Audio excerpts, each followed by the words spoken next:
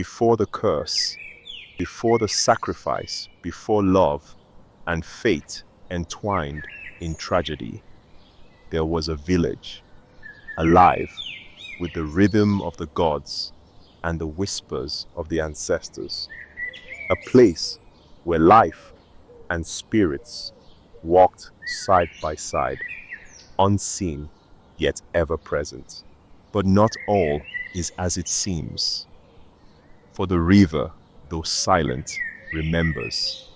The wind, though gentle, carries whispers of an oath made long ago.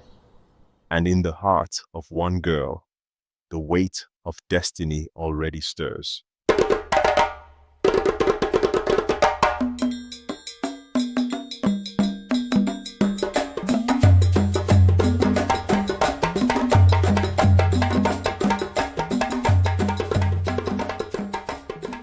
The air is thick with incense as the old woman stirs a pot of burning herbs, the scent filling the hut.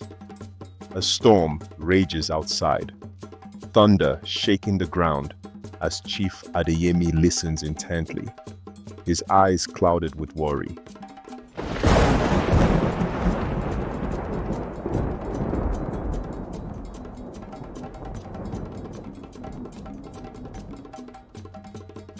Ya Agba, with her voice trembling, your daughter, yet unborn, carries the shadow of an old sin.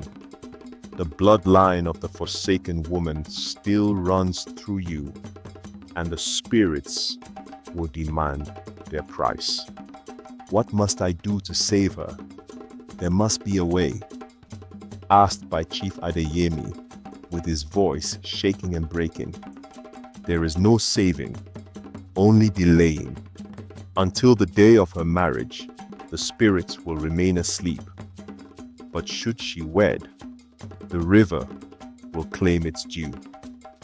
As the old woman, Iya Abba, explained, the villagers begin to whisper about Abini's unnatural presence. When she enters a room, the candles flicker. When she walks by the river, the water ripples as if alive. One night, as she sleeps, her mother discovers a dark, swirling mark growing on her back. Iyabo, Chief Adeyemi's wife, whispering to her husband, eyes wide with fear. The spirits watch her, my love. She is different. Chief Adeyemi, gripping his wife's shoulders tightly. We must protect her, but we cannot deny her a life. A few years later, as time passes, Abini, the beautiful daughter of Chief Adeyemi, and his wife, Iyabo, is now a grown woman and ready for marriage. Laughter and joy fill the air as villagers throw flower petals, blessing the union. The scent of roasted meats wafts from the fire pits, and the drummers play a rhythm that makes the ground tremble as the villagers were all filled with happiness and joy, celebrating the supposed blessed union of the beautiful Abeni and the handsome warrior Ola. Morenike, whispering to herself venomously, if the curse is real, let it come swiftly.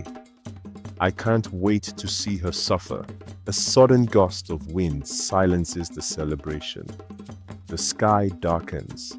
The air grows heavy. The villagers glance at one another, uneasy.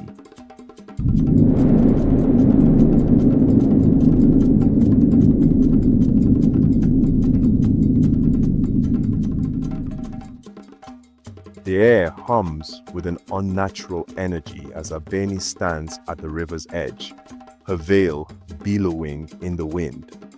Her eyes are distant, locked onto the dark ripples of the water. Abeni, entranced, her voice barely above a whisper. The river, it calls me. As she trembles in fear, Ola, grabbing her hand, desperate. No, my love, we must go back. A young boy playing near the river suddenly screams.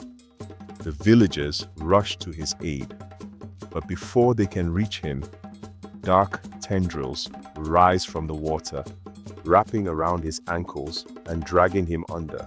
His cries echo as the water swallows him whole. The villagers gasp in horror. The village elders gather. Baba Laye, the blind storyteller, is called to speak. The blind elder sits in the center of the fire-lit hut, his hands resting on his knees as he breathes deeply. His voice, when he speaks, is ancient, filled with wisdom. The first daughter of this bloodline defied the gods. She stole from the river's spirit, and in anger, the river took her. Since then, the firstborn daughters are marked for payment.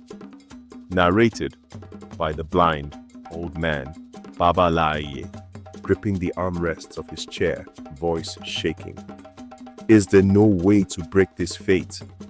Asked by Chief Adeyemi. Baba Laye, pausing, then shaking his head. The river only understands sacrifice. Elder Ifun steps forward, determined to seek a way to alter the curse. The elders exchange anxious glances, and the hut fills with murmurs. Elder Ifun, Ola, and Abeni seek the river goddess at the secret shrine by the river. The river glows under the moonlight, the air thick with spiritual energy. Elder Efon kneels before the sacred waters, calling out to the unseen force that rules the depths. The debt can be paid, but only through a test of love, loyalty, and truth, says the river goddess. The water parts, revealing a hidden realm beneath the river, an ancient world lost in time. Ola and Abeni must journey through it, facing illusions, spirits, and painful truths. I would rather face the spirits with her than live without her, says Ola. The river goddess smiles. The true test was not death, but devotion. The water glows, and Ola and Abeni return to the surface, forever bonded and free from the curse. Morenike sneaks into Iya Agba's hut, desperate for a way to take Abeni's place, whispering, "There must be another way. I love Ola. I deserve him," said Morenike to Iya Abba, narrowing her eyes. "Do not meddle with the spirit's child. The river knows who it seeks." Morenike storms out, determined to take fate into her own hands. The riverbank at midnight. Abeni, now conscious, stands between Ola and Esu. "No one will take my place. If this is my fate, then let me face it," says Abeni. As she steps into the river, Morenike pushes her forward, but the spirits reject her offering and seize Morenike instead. The river churns violently, dragging her under. Ola, grabbing Abeni's hand. "It should have been me," smiling darkly. "It was never your choice to make," says Esu. The river begins to calm, but the spirits have not spoken their final word. The river goddess rises from the depths, her eyes glowing with ancient power. She gazes upon Abeni and Ola. The debt has been paid, but the past is never truly forgotten. Honor the river, and it will honor you, says the river goddess. The spirits fade, and Abeni collapses into Ola's arms, freed at last from the curse. The village, the morning after. The air is still, as if the land itself is holding its breath. The village awakens to the news of what transpired. Abeni and Ola walk hand in hand through through the village square, their love stronger than ever. The people whisper, but this time, it is not in fear, it is in awe. Placing a hand on his daughter's shoulder, "You have faced what many could not.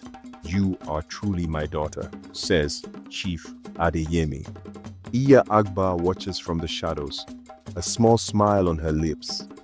The curse is gone, but the river will always remember.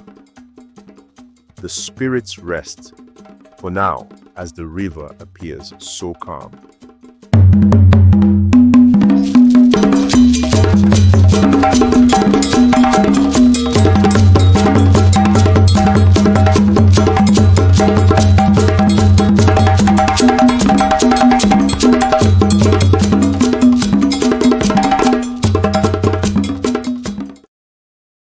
Don't forget to subscribe to our channel, like and share with your friends and family.